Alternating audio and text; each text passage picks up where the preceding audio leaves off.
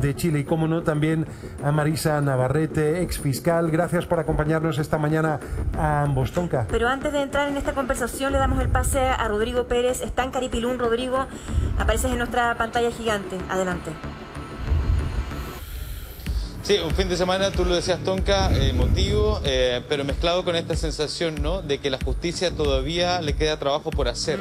El descubrir el qué pasó. Sí. Se terminó una primera etapa, pero ahora viene la duda y la lucha de esa madre de poder descubrir qué fue lo que ocurrió.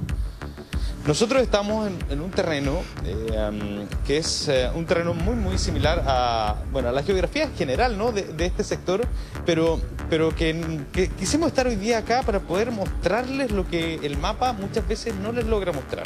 Porque muchas veces lo hemos comentado, el mapa es bidimensional, pero en el terreno otra es la cosa. Otra es la cosa cuando uno observa lo difícil, lo escarpado, la pendiente. No sé si recuerdan que hemos hablado muchas veces de eso. Y uno entonces empieza a entender, a comprender a la familia cuando dice no es posible. Uno empieza a comprender cuál es la lógica que hay detrás. Ahora, claro, la ciencia ha establecido una data y una causa. Y el Servicio Médico Legal dijo, aquí nuestro informe es final. Pero lo que no se entiende es cómo llega hasta ese otro punto. Ustedes ven en las imágenes, es el valle del sector, es la localidad de Caripilún. En sectores como esto era justamente en donde el tío abuelo estaba recogiendo ya los animales que tenía por el sector. Y es en ese contexto en donde es acompañado por Tomás la tarde de ese 17 de febrero. Pasan unos minutos, la hora evidentemente la vamos a analizar también con nuestros expertos. Y entonces notifica la desaparición del niño y aparece en un predio privado a prácticamente 2 kilómetros en línea recta. Ahora, lo que yo les quiero mostrar, Tonka, yo no sé si ustedes lo van a poder ver en las imágenes bien, pero es este sector, mira. Acércate por acá, Esteban, no sé si podemos, ¿no? Es la quebrada, bueno, técnicamente no nos permite, pero mira, pero vamos a poder observar, sí, justamente, Amaro, vamos a poder observar hacia un costado lo que es una de las quebradas. Yo al menos he identificado más accidentes como estos, pero para que ustedes se hagan una idea de lo complejo del terreno, no solamente para un niño, sino que también para un adulto.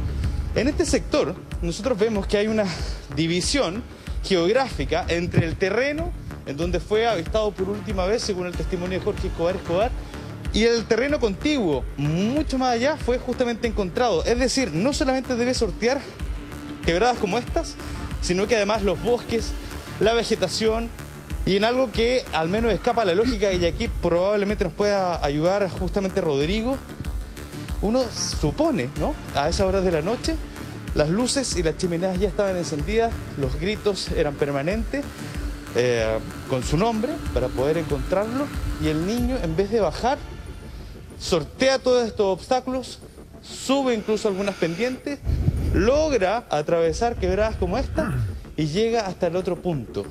¿Cómo Rodrigo, lo hizo? Rodrigo, esa es la gran... No sé si tú nos puedes apoyar acá. Absolutamente, esa es la gran pregunta. Un terreno altamente irregular, un predio, hay que recordarlo, forestal, con quebradas y además un niño de 3 años, 7 meses. ¿Cómo sortea todo aquello? ¿Es de verdad verosímil? Rodrigo Marcos, buenos días. Buenos días, muchas gracias por la invitación. Claro, resulta muy inverosímil pensar que un niño pequeño en un terreno en esas condiciones pudiese desplazarse por tanto tiempo, y también hay que sumarle que en medio de una búsqueda masiva, porque había muchísima gente con la hora se fue sumando cada vez más gente que lo estaba buscando activamente, y nadie pudo percatarse de que estaba este pequeño deambulando completamente desprotegido. Entonces es por eso que la tesis de que no hubo participación de terceros, teniendo en consideración las características del terreno y la cantidad de personas que había buscando al menor en esos días, en realidad tiene como ese problema. No está del todo claro cómo pudo haber pasado eso, cómo se pudo haber desplazado en un sector con esas características por sí solo. Oye, para ser muy explícitos, perdona Rodrigo, pero viendo tú las imágenes que estamos retratando ahora en pantalla, para ti no es admisible entonces que un niño efectivamente haya podido transitar por esos predios. no diría que imposible, pero muy poco probable. Claro. Bien. Y a propósito de eso, primero para Rodrigo Pérez, que está en el terreno, y también de luego para Marisa, ¿alguna policía, ya sea la Policía de Investigaciones o Carabineros, realizó el trayecto pasando por todas las quebradas, Rodrigo, de noche, tal cual como dicen lo habría hecho el pequeño, o eso solamente en teoría, en papel? No, sí, se realizó, Tonka. Se realizó no solamente por un grupo, sino que por varios.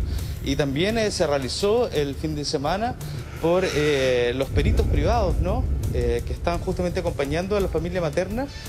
Y entendemos, ¿no?, que ha llegado hasta el punto exacto. Nosotros, evidentemente, no vamos a realizar exactamente el mismo punto, claro, el mismo trayecto, porque también es parte de la investigación. Esos sectores son importantes que sean una vez más periciados, pero esos ya fueron muchas veces revisados. Claro, no solamente por el trayecto, y decirle a Marisa, habría que realizar el trayecto, no es lo mismo, pero un adulto incluso de noche, porque a la hora de proponerlo como una teoría, claro, habría que, Marisa, hacer el ejercicio al mismo horario, con las mismas condiciones más o menos, el mismo trayecto que se dice habría realizado el pequeño solo, Marisa. Sí. Hola, buenos días. Bueno, la otra vez habíamos conversado un poco de este tema. La verdad es que primero tenemos que analizar que esto 1,6 kilómetros en línea recta no es en línea recta. Recordemos que había como un sendero que terminaba, claro, en un bosque, ¿se acuerdan? Que sí, ahí estaba a cierta cantidad que era bastante menos que un 1,6 kilómetros. Entonces, aquí lo importante es señalar lo siguiente. Aquí lo que sucedió lo dijo el Servicio Médico Legal. El niño murió de hambre y frío. Lo que no sabemos hoy día es cómo sucede este fallecimiento. Y aquí hay solo dos alternativas. Una, que el niño se perdió y, ¿cierto? Y bueno, y así falleció de hambre y de frío, o bien alguien lo trasladó a este lugar. Hasta el momento no tenemos, ¿cierto?, ningún indicio de que haya sido alguien que lo haya llevado, más que la mera suposición de que el niño no puede haber llegado solo hasta el bosque. Pero la verdad es que esto es una experiencia, es como casi decir, bueno, a mí me tinca que esto no puede ser, pero no puede ser de esa manera. ¿Sabes por qué? Porque cada las experiencias son distintas. Mi hija de 3 años, a los 3 años andaba caminando en cerro, en Chiloé, muchos kilómetros porque era muy buena para caminar. Entonces tú no puedes comparar un niño de un departamento, que obviamente va a caminar 100 metros y se va a agotar, a un niño como Tomás, que era un niño que vivía en el campo. Entonces ese es un factor que debe ser considerado. Pero Marisa, sí, y adicionalmente, perdón, es que los bosques, o sea, sí, la verdad es que también, insisto, esta es una experiencia personal, pero que es irrelevante decirlo. Los bosques tú te pierdes, personas grandes se pierden. Los bosques tienen una capacidad de no escuchar, o sea, hacen el ruido, no lo captas. Entonces, es probable, es posible además, que un niño se haya perdido en el bosque, se haya quedado ahí, porque recuerda que pasaron varios días. Entonces, el punto a determinar es cómo llegó al bosque nomás, no cómo llegó al punto donde está, donde fue encontrado. Si al llegar al bosque se perdió, ¿cuánto tiempo puede haber pasado un niño sin comida y frío para terminar en el deceso que sucedió 4 días después? Te ofrezco el contrapunto, porque son los propios locales los que están diciendo que esto no es posible, aún teniendo experiencia el propio niño, además de noche, y ahí ves la cantidad de troncos y de ramas que hay, y además un dato no menor, en un momento dado sin calzado. Sí. Eso es relevante porque resulta que las zapatillas están encontradas precisamente en este bosque, ¿verdad? Entonces, no sabemos, porque no tenemos acceso a esa información, si el niño tenía algunas señales en sus pies, en sus plantas de los pies, que indiquen que caminó o no tiene nada. Eso no lo sabemos, por cierto, porque no tenemos acceso a esa información. Y lo que yo te digo también es algo muy relevante. Aquí el niño está, ¿cierto?, ya está descansando, sí, y lo importante hoy día, creo, para que todos podamos avanzar en una misma idea, es manejarnos con antecedentes objetivos. Me parece que empezar de repente con teorías medias conspirativas, como se han escuchado de todo, no contribuye al descanso eterno del niño. Probablemente, y eso era la pregunta que estaba cierto, en el tapete, no vamos a saber cómo fue la dinámica. ¿Cómo lo vamos a saber hoy día? No hay pericia que pueda determinar cómo llegó el niño hasta allá. Salvo existe un testigo que no ha aparecido, pero hasta el momento no lo tenemos. Pero perdón, para Rodrigo Marcos. Si pudiese ¿usted qué piensa? preguntar algo, me encantaría comentar lo que acaba de decir Marisa. Perdón. Sí, quisiera preguntarle a Rodrigo, no, está todo bien, es el proceso en el que estamos, amiga mía, a distancia, pero quisiera preguntarle a Rodrigo Marcos, a propósito de lo que dice Marisa, esta situación, ¿no? Esta situación totalmente nublada, en la cual después de meses de investigación no logramos llegar a ninguna suerte de conclusión. Estamos entonces, Rodrigo, frente a un crimen, si fuese un crimen perfecto. O sea, que bueno, hasta el minuto tampoco podemos, como dice Marisa, ni siquiera podemos asegurar si fue un crimen debido a la información que nos da el Servicio Médico Legal respecto a la causa de muerte. Ellos dicen que no hay intervención de terceros. Pero sí es un tema que es muy discutible y que hay muchos, es de hilar muy fino. Por ejemplo, acá la importancia del análisis de las vestimentas del menor va a ser súper importante. ¿Por qué? Porque si tú tomas un niño que estuvo perdido deambulando por el bosque en una situación de que llovió, porque creo que el día después o 2 días, no sé si me puede ayudar Rodrigo, el periodista que está ahí, llovió mucho. Sí. Uno debiese esperar que las ropas tuviesen una cantidad considerable de barro por todas partes y además otro tipo de adherencias que puedan dar cuenta de un desplazamiento por varios sectores que son bastante inhóspitos, por así decirlo. Bueno, Rodrigo Pérez... ¿Rodrigo? Sí, adelante, Rodrigo. Sí. Sí, es que de hecho lo que dice Rodrigo Marcos es así. Llovió de hecho el día jueves, él se extravía el día miércoles 17 por la tarde, comienza esta búsqueda y el día jueves hay una lluvia importante en todo el sector. De hecho se les dificulta mucho la labor de búsqueda por lo mismo. Y al día jueves por la tarde, cerca de las 20 horas aproximadamente, 19:30 horas, ya empieza a amainar esta lluvia. Ese es más o menos el contexto para que lo tengas claro, Rodrigo. Claro, entonces uno debiese esperar, una persona deambulando por ese sector donde hay muchísimo barro, uno debiese esperar también en el análisis de la vestimenta que los hallazgos sean concordantes con esas condiciones climáticas. Y claro. Obviamente nosotros no tenemos la información que está en la carpeta investigativa, si es que esos hallazgos están o no están. Y si no están, te da pie para que tú puedas establecer hipótesis de que tal vez estuvo en un lugar antes de haber llegado Rodrigo, a ese sector. Yo quiero ponerme de pie y tener esta imagen que nos está dando, que es muy elocuente Rodrigo Pérez allí en terreno, porque imagínate además también el tamaño del menor, observa la fisonomía del terreno, la cantidad de ramas que hay por doquier, troncos. Después me he dado cuenta que también hay varias de estas matas, zarzamora y demás, que tienen espinas. Todo esto tendría que haber sido también consignado efectivamente en el cuerpecito de un niño que difícilmente puede transitar por esta zona sin acusar recibo en su cuerpo. Sí, ahí habría que ver si es que había lesiones. Lo que llama la atención. Ahora sí, Rodrigo Pérez, como los dos se llaman Rodrigo, sí, por eso. Vamos a hacerlo con los apellidos para que no nos confundamos. Rodrigo Pérez. Sí. Eso, lo que llama la atención es justamente lo que dice Amaro. Entiendo yo que en algunos de los informes está consignado algo que es coherente para el Servicio Médico Legal de su traslado por sus propios medios hasta el punto de hallazgo, pero a mí lo que me llama además la atención es que aquí se supone que tenemos que tener confianza en la evidencia y en las instituciones que la examinan. Y aquí tenemos 2 instituciones al menos que en algún momento elaboraron informes que eran disonantes. Uno que hablaba de la intervención de terceros y otro que decía que no se puede determinar. Entonces, ¿cómo es que eso finalmente despierta la suspicacia y cómo es que 2 instituciones que son especialistas en esto no conversan entre ellas? Uno describe, de hecho, el traslado. Sí. Uno describe, de hecho, el traslado por un tercero con el niño abrazado atravesando el bosque. Y otro dice, no lo podemos determinar. Eso es lo que llama la atención, Rodrigo. Sí, pero ahí hay que ver también el tipo de sustento que tienen esos informes. Hay uno el que tú mencionas, tengo entendido que fue un preinforme. Yo no sé si a esta altura ese preinforme ya se transformó en un informe pericial completo, o si intervino más de un perito en ese peritaje propiamente tal.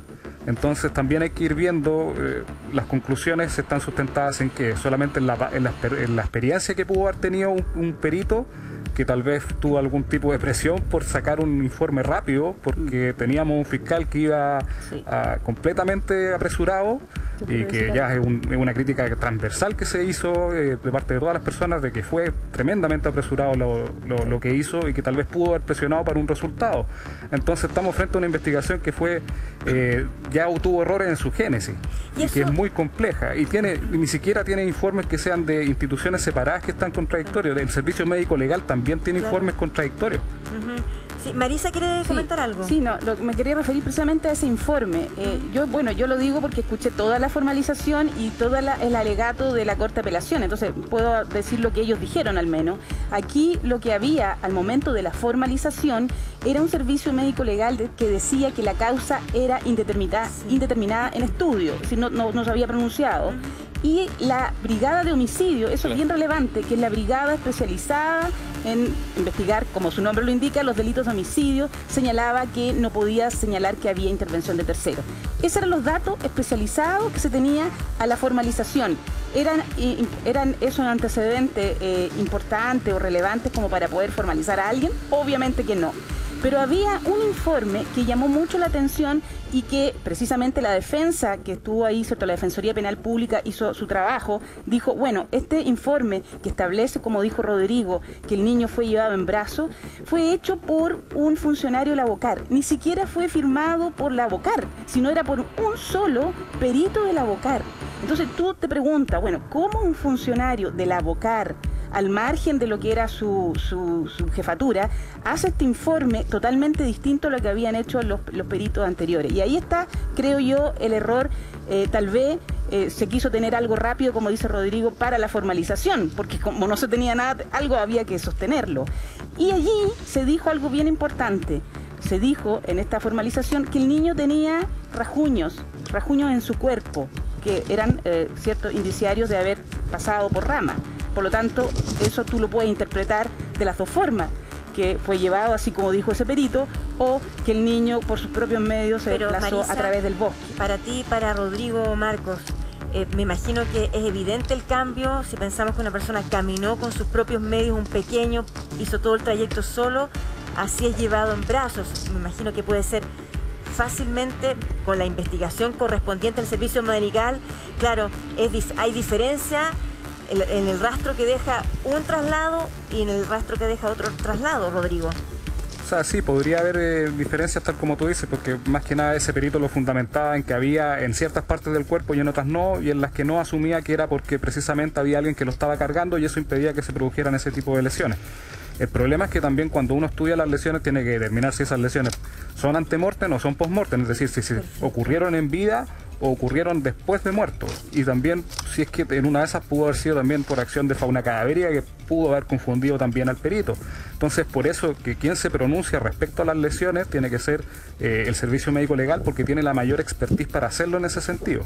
Oye, y ese era el problema que teníamos con el Servicio Médico Legal, porque tenía uno el informe de autopsia propiamente tal, y después apareció esta autopsia maxilofacial que tenía información que al final no se incorpora al informe final y que queda todo en el aire, y era incluso información que daba sustento a una hipótesis de que incluso era un delito sexual.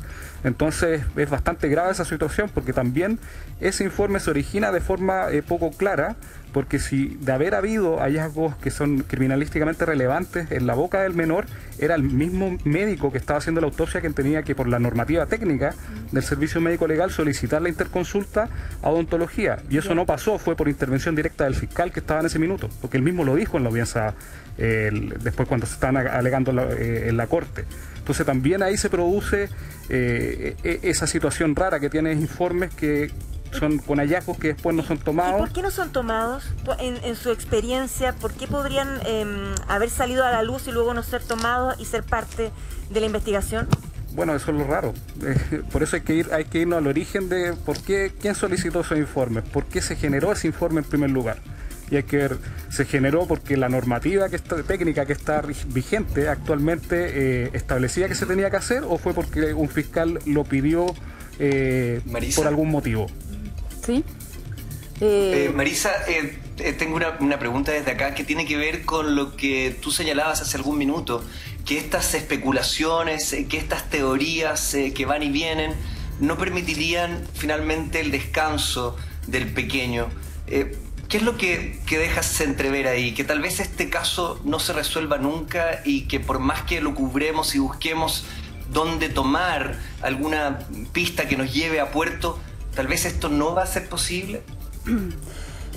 A ver, mira, Sergio, lo que sucedió, como dije al inicio, lo estableció el Servicio Médico Legal. Dijo que había muerto de hambre y frío. Eso es un dato que no lo vas a poder cambiar. Es decir, no creo que pueda existir otro perito que diga que no, que en realidad murió de otra cosa. Ese es un dato objetivo. El tema es que no vamos a poder determinar, y en eso creo que no lo vamos a poder determinar, cómo sucedió que el niño haya muerto de hambre y de frío. Si, como dije, fue porque el niño se extravió y se perdió y deambuló hasta llegar a este lugar y falleció, cuestión que es súper fuerte de aceptarla, ¿cierto? Por todas las personas, por una familia, por la gente conocida, por la sociedad. O sea, ¿cómo se pierde un niño y nadie lo puede encontrar oportunamente para poder salvarlo de lo que fallece? O fue alguien que lo llevó y lo dejó ahí. Esta última versión, para poder enarbolar una teoría como esa, tendríamos que tener algún antecedente, porque ¿qué sentido tiene que alguien tome a un niño, ¿cierto?, y lo deje en un lugar para que muera de frío? Es decir, alguien puede, como suceden normalmente las cosas, como suceden las cosas.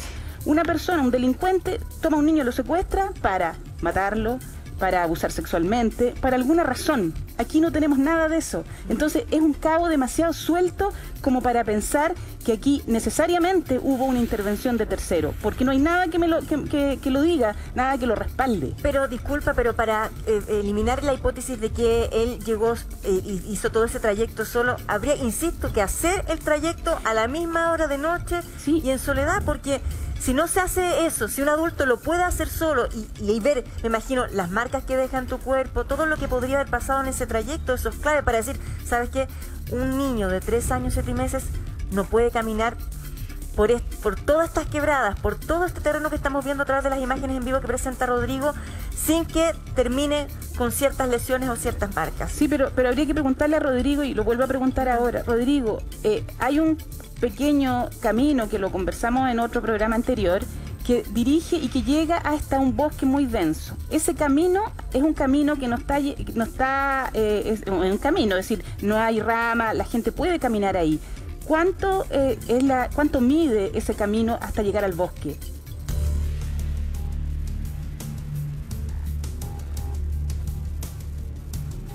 Oh, Rodrigo, ¿estás hablando? A lo mejor estás con el micrófono. No escuchamos. No, ya te vamos a escuchar. Si tú nos escuchas a nosotros, para que repitas toda la información que estás entregando, la pregunta que te hace Marisa, que es clave. No sé si lo tenemos ahí estamos en cualquier minuto, Marisa, en cualquier minuto vamos a tener entonces la respuesta de Rodrigo desde Caripilún. Sí. Efectivamente, entonces, claro, lo que estamos viendo en estos momentos son las imágenes de Rodrigo Pérez, que está en terreno. Hay que considerar los siguientes elementos: la estatura de un niño pequeño que además está transitando por esa zona boscosa de noche, sin linterna y además en un momento sin el calzado apropiado. Ahora, la investigación, a su vez, también lo sabemos, ha estado viciada por muchos frentes. Al final tenemos que abrazar dos conclusiones finales: o bien verdad que esto fue meramente accidental, como apunta verdad el Servicio Médico Legal, o que hubo una intervención de terceros. Rodrigo Pérez con, justamente, no sé si tenemos ahora el audio. Mientras volvemos con Rodrigo, Sergio, lo que estoy deduciendo... Sí. Ok. Sí, Sergio, dale. Sí, perfecto. Lo que quería comentarles es que sigo, porque tenemos un análisis técnico del territorio, todos los datos, todas las investigaciones, pero vuelvo con lo que nos decía Marisa. A mí lo que me falta en esta historia, o en este relato, o en este proceso investigativo, es el motivo. No hay un motivo claro, no hay una lógica que sustente un acto, si es que existió acción de terceros, que nos responda o nos dé alguna señal del por qué alguien podría querer atentar contra el pequeño. Eso es lo que tú estás diciendo, Marisa. No hay un motivo aún aparente y es, según tu criterio, muy poco probable que lleguemos a él. Así es, Sergio. Como decía, normalmente cuando son los niños víctimas de delito, tenemos un claro indicio de por qué se hace esto, ¿cierto? Violencia intrafamiliar, abuso sexual.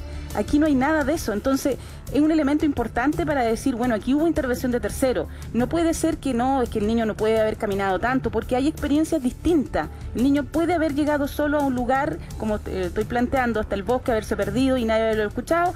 También es posible. Y bueno, ¿cuál de las dos alternativas es más sostenible con la razonabilidad?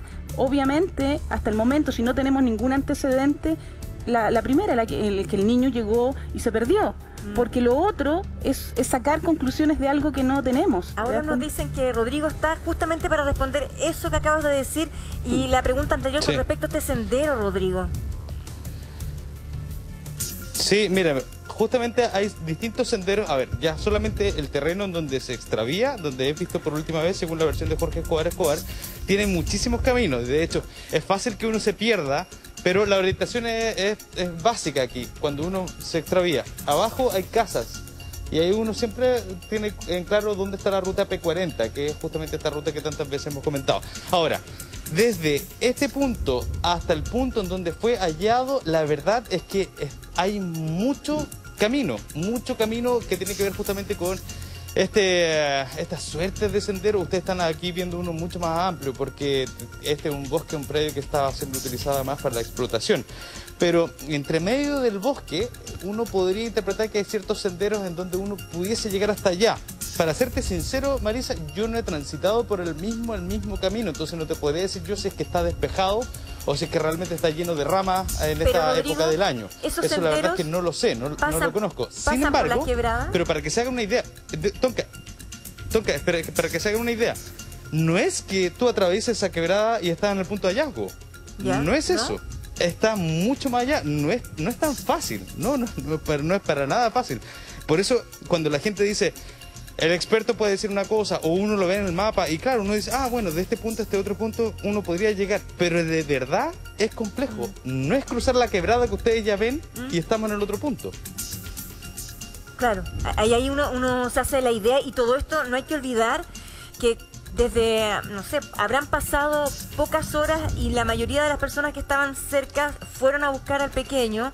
A las 2 de la mañana se realiza esa falsa alarma de que lo habían encontrado. Muchos se devuelven, otros siguen buscando, pero para Rodrigo Marcos, más o menos 300 personas o más durante varios días buscaron y recorrieron todo ese terreno.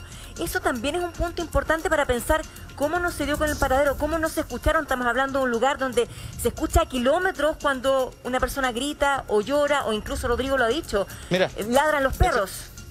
Ese es un buen punto. Ese es un buen punto, Tonka. No sé si se puede interrumpir. Sí, dale. Ya, mira. Ustedes ven una casa a lo lejos, ¿verdad? No sé si Esteban la alcanza a mostrar. Sí. No sé si la alcanzan a ver o no. Se ve, perfecto. Ya. Desde esa distancia, tú escuchas perfectamente, Amaro y Tonka, escuchas perfectamente el ladrido de los perros. Pero perfectamente. O sea, sumémosle a eso, perros, bomberos, gente civil, común y corriente, todo gritando Tomás. Y lo que hace es, en vez de acercarse al valle, se va alejando y se distancia de aproximadamente 2 kilómetros y quizás un poquito menos, ¿no? Según esta línea recta. ¿Qué piensa Rodrigo Marcos de eso? Bueno, precisamente ese es uno de los temas. No es solamente el terreno, porque uno puede decir, ya, si ocupó un sendero que ya está establecido, tal vez no es tan difícil caminarlo, pero también hay que considerar de que había muchísima gente en el sector buscándolo. Entonces, por lo mismo que ustedes dicen, bueno, tal vez por el tema de los ruidos no sea tan evidente en ese momento, porque si hay mucha gente, también va a haber mucho ruido, entonces también se podría camuflar el tema del ruido, pero precisamente eso lo hace como complicado el tema de que nadie lo haya podido ver. Y ahora yo entiendo a Marisa, porque uno también cuando analiza esto, uno también sigue un principio de parsimonia, que quiere decir que por lo general la respuesta es la más simple a los problemas, no la más complicada, y eso por lo general se da en las investigaciones, siempre las respuestas por lo general son lo más simple, pero en este caso está esta traba que yo creo que no es tan fácil de descartar, el terreno y la sumatoria de toda la gente que había en el sector movilizada buscándolo. El problema está también, Marisa, en que la investigación está tan teñida, ha estado tan sucia y viciada, que al final se abraza la conclusión más básica, un accidente. Sí. Bueno, lo que estaba hablando del ruido, solo para el tema del ruido, sí, es verdad que tú escuchas desde arriba el sonido de abajo, pero desde abajo tú no escuchas los ruidos de arriba. Y por mucho que, como había muchas personas, las personas obviamente pudieron no haber escuchado desde arriba gritos que podrían haber estado. Entonces eso también es posible. No nos cerremos en una hipótesis. Yo lo que solamente digo es que para poder sostener algunas teorías tenemos que sustentarla en datos objetivos científicos. Entonces, cuando decimos que no puede haber llegado, es solo por probabilidades, porque es difícil aceptar una situación como esa. Entonces, ahora, Marisa, sí. Disculpa, cuando se habló del tío abuelo, incluso se lo detuvo, no hubo pruebas científicas que sustentaron finalmente su relación directa con la desaparición de Tomasito. ¿Fue así? Sí, así es, pues, así es, lo conversamos también. Es suficiente. A ver, lo que hace el fiscal, tal vez, y en eso nos sumamos todos, teníamos un prejuicio, ¿verdad?, de decir, no, aquí fue el abuelo y tenía una clara, razón. Pero obviamente cuando se encuentra al niño, ¿cierto?, solo, ¿cierto?, en las condiciones en que se encontró, el fiscal probablemente dijo, ven que era lo que yo pensaba, y pide, ustedes se acuerdan, de inmediato, sin tener la causa de muerte, pide de inmediato orden de detención. Sí. Pero como no tenía los antecedentes suficientes para formalizar, pide la ampliación de la detención por 3 días, que es lo que permite la ley. Ya, en esos 3 días, ¿qué es lo que se estaba esperando? ¿Qué es lo que se esperaba cualquier fiscal? El informe del Servicio Médico Legal y el informe de la Brigada de Homicidios que decían, ¿cierto?, la causa de muerte y la intervención de terceros. Pero eso no lo tuvo el fiscal, no lo tuvo. Entonces, ¿qué pasaba? Tenía 2 alternativas aquí. Dejar libre a una persona porque no tenía antecedentes para formalizarlo, o, ¿cierto?, enarbolar una teoría, intentar buscarla y armarla, y igualmente formalizarlo por un delito de homicidio. Bueno, es que hay un principio que es básico, inocente, hasta que se demuestre lo contrario. Pero ¿qué pasa con Jorge Escobar? Sí, porque la fiscal Cartagena no lo descarta en la investigación. Habla de él y otros posibles involucrados, pero él sigue siendo un sujeto de investigación, Amar.